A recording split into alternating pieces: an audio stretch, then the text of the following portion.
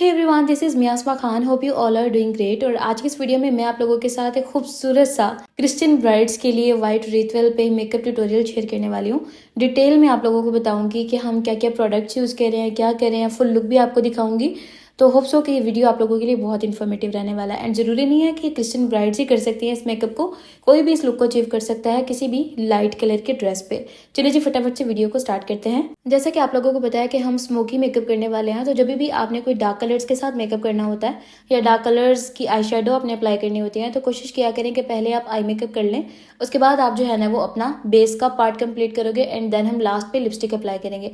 क्योंकि अगर आप डार्क आई शेडोज अप्लाई करते हो तो जितना मर्जी अच्छा प्रोडक्ट यूज़ करिए, कुछ ना कुछ पिगमेंट्स है ना वो आपके फेस पे फॉल आउट होते रहते हैं। कभी कभी अपना भी हाथ लग जाता है क्योंकि आपने इतने डार्क कलर्स लगाए होते हैं हाथ पे, कहीं ना कहीं वो लग जाते हैं। तो कोशिश करें कि डार्क कलर्स जब भी यूज़ करें पहले आई मेकअप कर लें, उसके बाद आप जो है ना वो बेस की तरफ आएँ। तो सबसे पहले मैंने क्रायोन की टीवी पेंट स्टिक अप्लाई की, उसके बाद मैंने यहाँ पर अप्लाई किया है लॉरियल का कंसीलर, बिकॉज मुझे आइज़ का एरिया ब्राइटन अप चाहिए ताकि मैं जो भी कलर्स अप्लाई करूँ वो एज इट इज़ नजर आए। उसके बाद लूज पाउडर के साथ हमने इस एरियाज़ को फिक्स कर देना है आइज़ को, ताकि जो हमारा कलर्स हैं वो बहुत अच्छे से ब्लेंड आउट हो सके। मेबेलिन का ब्लैक जेल लाइनर मैं यहाँ पर यूज़ करने वाली हूँ, जिसको आपने एक छोटे से थोड़े से हार्ड ब्रश के साथ, बहुत ज़्यादा हार्ड ब्रश नहीं आपने लेना, बट थोड़ा सा हार्ड और थोड़ा सा फ्लफी जो मिक्स ब्रश होता है ना वो आपने यूज़ करना है। और आपने इसको इस तरह से अप्लाई करना है कि आप इसको आई के मिड पार्ट से थोड़ा सा नीचे रखते हुए आप इसको ब्लेंड करोगे। बिल्कुल आँख के ऊपर तक आपने इसको जो है ना वो ब्लेंड आउट नहीं करना, बिकॉज हमें अभी इस पर 2 कलर्स और अप्लाई करने हैं ताकि हमारा ये ब्लैक एरिया जो है ना ये बहुत ज़्यादा शार्प ना लगे। अब मैं यहाँ पर यूज़ करने वाली हूँ मोरफे का आई शेडो पैलेट, जिसके अंदर से मुझे ब्लैकिश ब्राउन कलर चाहिए। बेसिकली मुझे मेरे इस ब्लैक कलर के जो एजेस हैं ना उनको ब्लेंड आउट करना है, उनको स्मूथ करना है। और फिर इस कलर को मजीद सॉफ्टन करने के लिए हम इसमें एक लाइट कलर ऐड करेंगे, पिंक या पीच, जिस सीरीज में भी आप जाना चाह रहे हो। अच्छा गाइस, क्रिश्चियंस में ये सीन होता है कि उन्होंने पहले व्हाइट रिचुअल में निकाह करना होता है और फिर उसके बाद जो है ना वो ड्रेस चेंज करके रेड लहंगा पहन लेते हैं, जिसमें उनका बाद का जो इवेंट है वो मैरिज हॉल में जैसे हमारे होते हैं सबके उस तरह से होता है। तो मेकअप हमें उस तरह का करना है जो कि बाद में लहंगे के साथ भी कैरी हो जाए।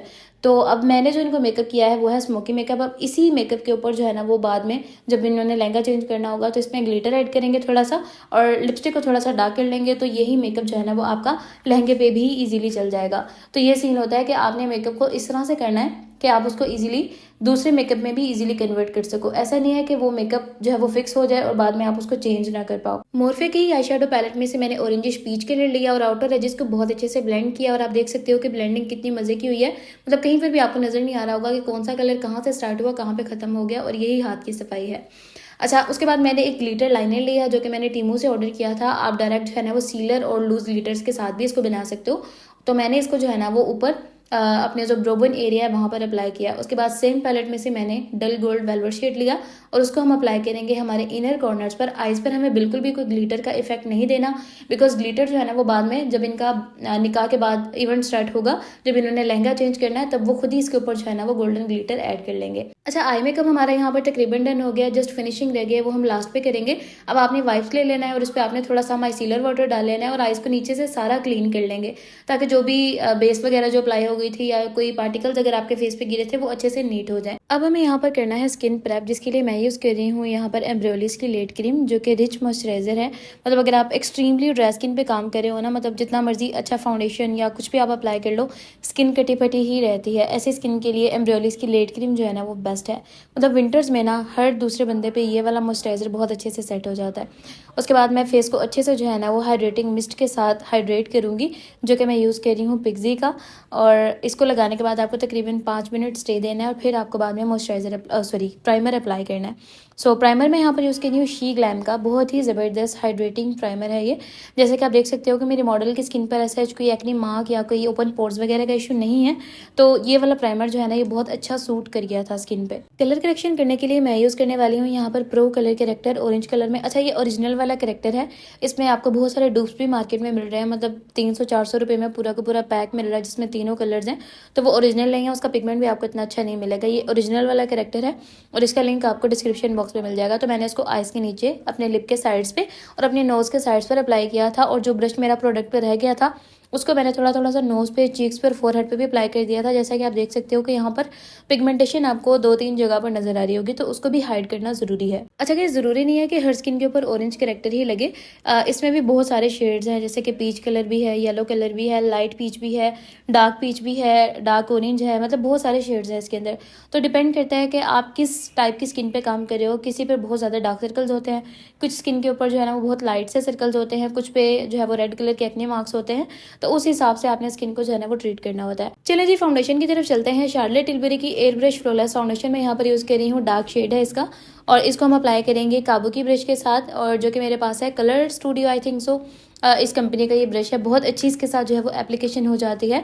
और यहाँ पर आप देख सकते हो कि मैं किस तरह से डबिंग फॉर्म में, जैसे कि मैं आपको अक्सर बताती हूँ कि जब आप लिक्विड प्रोडक्ट्स अप्लाई कर रहे होते हो तो आपने उनको रब नहीं करना कभी भी, आपने उनको जो है ना वो डैब डैब करके ही अप्लाई करना है। इससे आपकी ब्लेंडिंग जो है ना वो बहुत अच्छी हो जाती है। और फ्लॉलेस बेस बनाने के लिए फाउंडेशन मिक्सिंग ट्रे का होना बहुत ज़्यादा ज़रूरी है। अगर आपके पास एक इस तरह का जो है ना वो स्टिपलिंग ब्रश है और आपके पास जो है वो फाउंडेशन मिक्सिंग ट्रे है और एक अच्छी फाउंडेशन है ना, तो इस मेथड के साथ आप एक बहुत परफेक्ट और फ्लॉलेस बेस बना सकते हो। इससे आपका प्रोडक्ट भी वेस्ट नहीं होता और बहुत अच्छी और बहुत ही मतलब इवन बेस जो है ना वो बन जाती है। अच्छा, अभी भी ना बहुत सारे लोग ऐसे हैं जो कि डायरेक्ट ब्लेंडर के साथ फाउंडेशन उठाते हैं और फेस पे ब्लेंड करना स्टार्ट कर देते हैं। और आपने नोट किया होगा कि इस मेथड के साथ आपका जो मैक्सिमम प्रोडक्ट है वो आपके ब्लेंडर के अंदर सोक हो जाता है और आपके फेस पे जितनी मर्जी अच्छी आप फाउंडेशन यूज़ करें, आपके फेस पे उसकी कवरेज नजर नहीं आती, उससे आपका प्रोडक्ट भी वेस्ट होता है, जाहिर सी बात है। तो आपने अब जो है ना वो सेम यही मेथड यूज़ करना है जो कि मैंने आपको बताया है। और ब्लेंडर को जो है ना वो आपने डैम्प करके यूज़ करना है, ड्राई ब्लेंडर यूज़ नहीं करना। अच्छा, इस ट्यूटोरियल में ना मैंने मैक्सिमम प्रोडक्ट्स जो है ना वो सारे इंटरनेशनल ब्रांड्स की यूज़ की हैं। तो मैं आपके साथ जो इनके ऑथेंटिक वाले लिंक्स है ना जहाँ से आपको ओरिजिनल चीज़ें मिलेंगी, मैं वो शेयर करूँगी डिस्क्रिप्शन बॉक्स में, ताकि आप लोगों को परचेजिंग करने में आसानी हो। नहीं तो आप अगर कहीं से भी कोई भी चीज़ ऑर्डर कर लेते हो तो पैसे आपसे ज़ाहिर है पूरे लिए जाएंगे, बट प्रोडक्ट जो है ना वो आपको ओरिजिनल नहीं भेजी जाएगी, तो फिर जाहिर सी बात है उसके रिजल्ट्स भी ओरिजिनल नहीं होंगे। नेक पे मैंने थोड़ी सी फेयर बेस बनाई है, बिकॉज फेस पे भी हमें जो है ना वो फेयर शेड में कंसीलर्स अप्लाई करने हैं, तो फेस वाला बेस जो है ना वो भी ऑटोमेटिकली अभी थोड़ा ब्राइटन अप हो जाएगा। अच्छा, अभी ना मुझे फेस वाली जो बेस है ना वो थोड़ी सी डार्क लग रही थी, तो मैंने थोड़ी सी फेयर शेड वाली फाउंडेशन ली है और उसको थोड़ा थोड़ा सा मैं टी जोन एरिया पर अप्लाई करूंगी और उसको हम अच्छे से जो है ना वो ब्लेंड आउट कर देंगे। पूरे फेस पे अप्लाई नहीं करना, जस्ट टी जोन एरिया पे अप्लाई करना है एंड दैट्स इट। आइज के नीचे भी अभी मैं कोई चीज़ नहीं लगा रही, आइज के नीचे हमें कंसीलर ही अप्लाई करना है, क्योंकि फाउंडेशन थिक होती है तो वो फिर अगर आप आइज के नीचे लगाओगे तो वो बार बार क्रीज होता रहेगा। और कंसीलर में यहाँ पर लॉरियल पेरिस का यूज़ कर रही हूँ, इनफेलिबल कंसीलर, और इसका फेयर शेड मैंने यूज़ किया है अपनी आइज़ के नीचे। और हमें अभी इसको अपने पूरे टी जोन एरिया पर, मतलब अपने अपर लिप्स पर, अपने चिन पर, अपने नोज़ पर और अपने फोरहेड पर भी अप्लाई करना है। और इसको ब्लेंड भी आपने इन्हीं एरियाज़ पर रहते हुए ही करना है। ऐसा नहीं है कि आपने इसको स्पेसिफिक जगह पर रखा और आपने इसको पूरे फेस पे ब्लेंड आउट कर दिया, ऐसा नहीं, जहाँ रखा है वहीं पे ही इसको ब्लेंड आउट करेंगे। और कंसीलर के बारे में बहुत सारे लोग मुझसे अक्सर कमेंट में पूछ रहे होते हैं कंसीलर कौन सा अच्छा है। तो अगर आपका बजट अच्छा है, अगर आपके पास अच्छी ब्राइडल्स वगैरह आती हैं, आपका सैलून है, तो मेरे ख्याल से आपके पास टार्ट का कंसीलर तो लाजमी होना चाहिए। टार्ट का कंसीलर ब्राइडल्स के लिए बहुत ज़बरदस्त है, ठीक है। उसके बाद आ जाता है लॉरियल पेरिस का ये वाला कंसीलर, जो कि अभी मैं यूज़ करी हूँ, ये भी बहुत ज़बरदस्त है, लेकिन इसकी प्राइजेस जो है ना वो टार्ट के मुकाबले में कम है, ठीक है, बहुत ज़्यादा महंगा नहीं है ये। इसके अलावा अगर आप पार्टी रेंज में जाते हो, तो मतलब आप पाकिस्तानी रेंज में अगर आप कुछ देखते हो, तो BBA का कंसीलर है एक, बी ब्यूटी के नेम से, वो भी बहुत अच्छा है। और इसके अलावा मिस्ट्रोस का हाइड्रेटिंग कंसीलर है, वो भी बहुत अच्छा है। तो बाकी जो है ना मैं डिफरेंट वीडियोस में डिफरेंट प्रोडक्ट्स आप लोगों के साथ शेयर करती रहती हूँ, तो वो फिर आप देख लिया करें। ज़ाहिर है मैं यूज़ करके भी दिखाती हूँ, तो आपको जो चीज़ अच्छी लगे वो आप लोग जो है ना वो ऑर्डर करके मंगवा सकते हो, क्योंकि मैं सिर्फ वही प्रोडक्ट्स यूज़ करती हूँ जिनका मुझे पता है कि इसके रिजल्ट्स अच्छे हैं।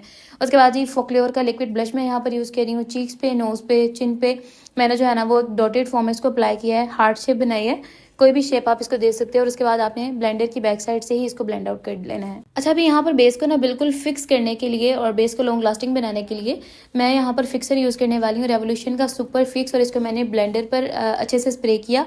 और अब उस ब्लेंडर के साथ मैं जो है ना वो अच्छे से बेस को डैप डैप करूँगी। इससे होगा ये कि आपकी बेस यहीं पे बिल्कुल सेट हो जाएगी और लॉन्ग लास्टिंग हो जाएगी। और ये प्रो टिप है जो कि सैलून में जो है ना वो ब्यूटिशियंस यूज़ करती हैं, जिससे कि आपकी बेस जो है ना वो इवेंट के लास्ट तक भी ख़राब नहीं होती, ठीक है। अब इसके बाद हम 2-3 मिनट तक वेट करेंगे और फिर हमें बेस को करना है फिक्स। अच्छा, बेस को फिक्स करने के लिए मैं यहाँ पर यूज़ करने वाली हूँ मेबेलिन का लूज़ पाउडर। इसके अलावा आजकल मेरा जो फेवरेट लूज़ पाउडर है ना वो है रिकमा का लूज़ पाउडर, जो कि मैंने दराज से ऑर्डर किया था। और मैंने आई थिंक सो आपके साथ प्रीवियस 2-3 वीडियोज़ में शेयर भी किया है। उसके रिजल्ट्स भी बहुत ज़बरदस्त हैं। मैं उसका लिंक भी मेंशन कर दूँगी और मेबेलिन के पाउडर का लिंक भी मेंशन कर दूँगी। आपको जो भी अफोर्डेबल लगे आप इसको मंगवा के ट्राई कर सकते हो। अच्छे से बेस को फिक्स करेंगे और एक्स्ट्रा पाउडर हम डस्ट ऑफ कर देंगे फैन ब्रश के साथ और फिर हम चलेंगे हमारे नेक्स्ट प्रोसीजर की तरफ। अब मैं यहाँ पर अप्लाई करने वाली हूँ मेबेलिन का ही कॉम्पैक्ट पाउडर। आप किसी भी कंपनी का कॉम्पैक्ट पाउडर जो है ना वो लगा सकते हो। इस पॉइंट पे जो है ना वो आपने अपने बेस को ब्राइटन अप करना है। आपने कोई फेस शेड वाला कॉम्पैक्ट पाउडर लेना है और पूरे फेस पे नहीं, जो हमारे कॉन्टोर एरियाज है ना उनको छोड़ के बाकी सारे एरियाज पे आपने जो है ना वो इस कॉम्पैक्ट पाउडर को डैब डैब करके अप्लाई करना है। अच्छा, अब मैं आई मेकअप को यहाँ पर फिनिश करूँगी, उसके बाद हम फेस की कॉन्टोरिंग और ब्लश वगैरह करेंगे। तो आइज के अंदर मैंने मेबेलिन का जेल लाइनर अप्लाई किया है। किसी भी ब्रश की बैक साइड से आप इसको अप्लाई कर सकते हो। उसके बाद मैंने एक फ्लैट ब्रश लिया और फिर उसी ब्लैक काजल को जो आइज के अंदर अप्लाई किया था आइज के नीचे स्प्रेड किया। अब उसको जो है ना वो मजीद थोड़ा सा सॉफ्टन करने के लिए और जैसा शेडो हमने आई के ऊपर क्रिएट किया है वो शेडो बनाने के लिए सेम वही ऑरेंजिश पीच कलर जो आइज के ऊपर अप्लाई किया था ना एजिस पे, वही हम आइज के नीचे भी अप्लाई करेंगे। अब हमें जो है ना वो हाइलाइटर लगाना है अपने इनर कॉर्नर्स पर, जो कि स्मोकी आई मेकअप की जो लुक है ना उसको एकदम से इन्हांस कर देगा और इसी से ही आपका स्मोकी मेकअप जो है ना वो बहुत खूबसूरत लगना स्टार्ट हो जाता है। अब हमें करना है अपनी आईब्रोज को डिफाइन, जिसके लिए सबसे पहले आपने आईब्रोज को स्पूली करना है ताकि जो भी फाउंडेशन या पाउडर वगैरह थोड़ा बहुत आपके आईब्रोज पे लग गया था वो अच्छे से नीट हो जाए।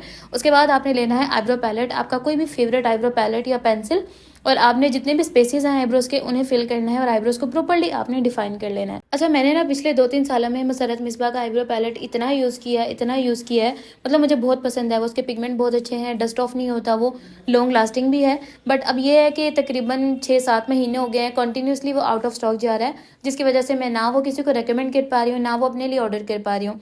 सो मेरे पास जस्ट स्टॉक में 2 आईब्रो पैलेट पड़े हुए थे और जैसे कि ये ख़त्म होंगे फिर जाहिर सी बात है हमें किसी और तरफ मूव करना पड़ेगा। तो मैं आजकल जो है ना वो बहुत ज़्यादा बेसब्री से ढूंढ रही हूँ कुछ ऐसा आईब्रो पैलेट या कोई ऐसी आईब्रो पेंसिल जो कि मैं खुद भी यूज़ कर सकूँ, आप लोगों को भी रेकमेंड कर सकूँ।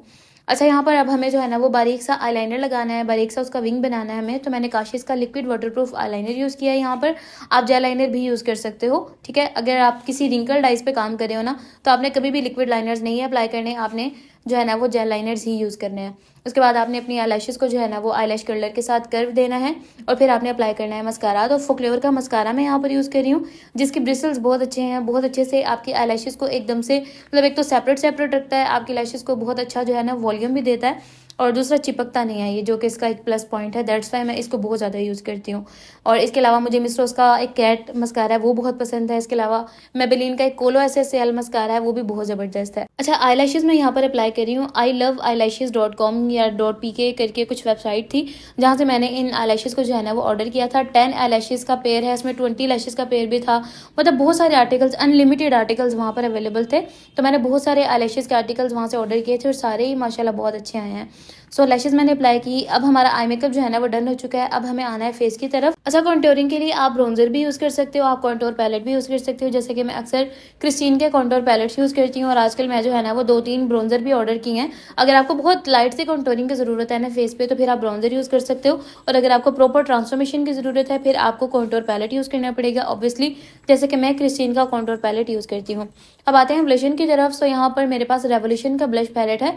2 पैलेट्स मैंने इसमें ऑर्डर किए हुए हैं। एक के अंदर लाइट शेड्स हैं सारे, एक के अंदर तकरीबन डार्क शेड्स हैं और वेलवेट कलर्स भी हैं अंदर। अगर आपको ब्लशन में टेराकोटा इफेक्ट चाहिए तो वो भी आपको इसी पैलेट के अंदर से ही मिल जाएगा। तो अच्छे से हम ब्लशन अप्लाई करेंगे चीक्स पे, चिन पे और अपनी नोज़ पे भी अप्लाई करेंगे। और आपने जो है ना वो बहुत ज़्यादा हैवी ब्लश जो है वो नहीं अप्लाई करना है, ब्लश को थोड़ा सा पीछे पीछे रख के ही अप्लाई करना है ताकि फेस आपका लिफ्टेड फॉर्म में लगे। उसके बाद हमें अप्लाई करना है हाइलाइटर। सो हाइलाइटर मैं यहाँ पर यूज़ कर रही हूँ रेयर ब्यूटी का, और फैन ब्रश के साथ ये बहुत ईजिली बहुत अच्छा अप्लाई हो जाता है। और जब से मैंने ये रेयर ब्यूटी का हाइलाइटर ट्राई किया है ना, मुझे ट्रस्ट में कोई भी हाइलाइटर अच्छा लग ही नहीं रहा। इतना अच्छा ये हाइलाइटर है, ये फेस को बिल्कुल भी मतलब जैसे होता है ना हाइलाइटर लगाते हैं अलग से ही कुछ वाइट वाइट सा पड़ा हुआ नजर आ रहा होता है, ये आपकी स्किन के अंदर ही ग्लो ऐड कर देता है। ऐसा लगता ही नहीं है कि आपने अलग से कुछ लगाया हुआ है और स्किन आपकी जो है ना वो एकदम कोरियंस की तरह चमकना स्टार्ट हो जाती है। अभी मैंने इसके अंदर ना पिंक कलर भी है वो भी ऑर्डर किया हुआ है, जैसे ही वो रिसीव होगा मैं इंशाल्लाह उसका रिव्यू भी आपके साथ शेयर करूंगी। अब आते हैं जी लिपस्टिक की तरफ। तो आई मेकअप हमने किया है काफ़ी डार्क, तो हम लिप्स को बिल्कुल लाइट सॉफ्ट और न्यूड सा रखेंगे। तो पहले मैंने पिंक कलर अप्लाई किया था बट मुझे लग रहा था पीच की तरफ ये ज़्यादा अच्छा लगेगा, तो मैंने पिंक के अंदर ही पीच कलर को मिक्स किया और मैंने इसका जो कलर है ना वो अपने हिसाब से एडजस्ट कर लिया था। आउटलाइन को हम दोबारा से थोड़ा सा नीट कर लेंगे और अगर आप इसको ग्लोसी इफेक्ट देना चाहते हो तो आप बाद में इसके ऊपर ग्लास लिप बाम भी अप्लाई कर सकते हो।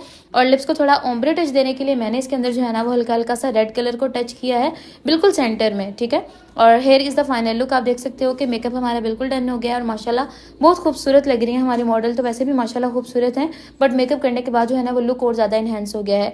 बाकी जी इनके हेयर स्टाइल का जो ट्यूटोरियल है वो आपको मामा के चैनल पर मिलेगा। और जी बहुत सारी जद्दोजहद के बाद फाइनली फाइनल रिजल्ट आप लोगों के सामने है। अब आप लोगों ने मुझे कॉमेंट सेक्शन में बताना है कि मेरी मॉडल कैसी लग रही है, इनका मेकअप कैसा लग रहा है, इनका ड्रेस कैसा लग रहा है। अभी मैं आपको इनका फुल ड्रेस भी दिखाती हूँ। बहुत ही खूबसूरत रीतवेल है वाइट कलर का और बहुत ही ज़्यादा जो है ना वो बड़ी टेल भी है इसकी।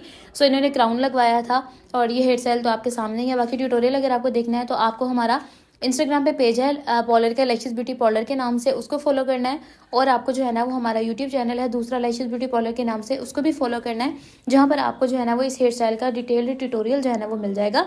बाकी जी अगर आप इस ज्वेलरी को परचेज करना चाहते हो तो मैं जो है ना वो डिस्क्रिप्शन बॉक्स में लिंक मेंशन कर दूंगी, आप लोग चेकआउट कर लेना। और जी गाइज आप मुझे पाकिस्तान में किस शहर से देख रहे हो या फिर आप मुझे किस कंट्री से देख रहे हो मुझे कमेंट सेक्शन में ज़रूर बताइएगा और आपने पूरा ट्यूटोरियल देखा या नहीं। और जी गाइज अगर आप बिगिनर हो, आप अभी मेकअप सीख रहे हो तो आपने 4 से 5 बार इस ट्यूटोरियल को देखना है। उसके बाद आपने इसको सामने लगा लेना और साथ साथ आपने इसकी प्रैक्टिस लाजमी करनी है, क्योंकि जी practice makes a man perfect. और यहाँ पर जी मैं आपको ड्रेस दिखा देती हूँ पूरा। आप देखो कि कितना खूबसूरत ड्रेस है, कितनी बड़ी इसकी टेल है और ये कितना नफासत के साथ जो है वो बना हुआ है। बाकी आप लोगों ने मुझे कमेंट सेक्शन में बताना है कि मेरी मॉडल कैसी लग रही है। अच्छा ड्रेस मुझसे दिखाया नहीं था जा रहा क्योंकि कैमरे में कैप्चर करना मुश्किल हो रहा था इतनी लंबी टेल की वजह से। पहले मैं कोशिश करी थी कि मैं सैलून के अंदर ही इसके शॉर्ट्स ले सकूं, बट फिर मुझे इनको बाहर लेके आना पड़ा। और जब मैं बाहर आई तो धूप कुछ इस तरह से थी कि मैं जहाँ पे भी इनको खड़ा करी थी ना धूप का रिफ्लेक्शन जो है वो पड़ रहा था और फेस क्लियरली नजर नहीं आ रहा था। बट मैंने कहा कोई बात नहीं, ड्रेस तो दिखाना ही है, बाकी मेकअप लुक तो मैंने आपको बहुत करीब से पहले ही दिखा दिया है। सो जी गाइज आपको वीडियो ऑब्वियसली पसंद आया होगा और आपको मेरी एफर्ट्स, मेरा मेकअप लुक और हमारी मॉडल कैसी लगी। आप बस ये गाइज यही था हमारा आज का वीडियो। होप्स हो कि आपको बहुत अच्छे से समझ आ गया होगा। और वीडियो इतनी ज़्यादा लंबी हो गई है कि मुझे समझ नहीं आ रही कि मैं क्या बोलूँ और मैं थक गई हूँ बोल बोल के और कुछ मेरा गला भी ख़राब है, आपको मेरी आवाज़ से लग रहा होगा। और ये जी फ्रंट लुक भी मैं आप लोगों को दिखा देती हूँ। अच्छा फेस यहाँ पर क्लियरली इस वजह से नज़र नहीं आ रहा क्योंकि जिस डायरेक्शन में मॉडल खड़ी हुई है इसके बिल्कुल पीछे सूरज था और जिसकी वजह से जो है ना वो मतलब ब्राइट वीडियो नहीं बन रही थी। बट इट्स ओके, आप लोगों ने फेस वाला लुक तो देख ही लिया है। अब आप लोगों ने बस इनका ड्रेस देखना है और अच्छे अच्छे कमेंट्स करने हैं और दुआ करनी है कि अल्लाह इनके इसकी बहुत अच्छे करे। इसके साथ ही मुझे इजाज़त दे, दुआ में याद रखें। अल्लाह हाफिज़।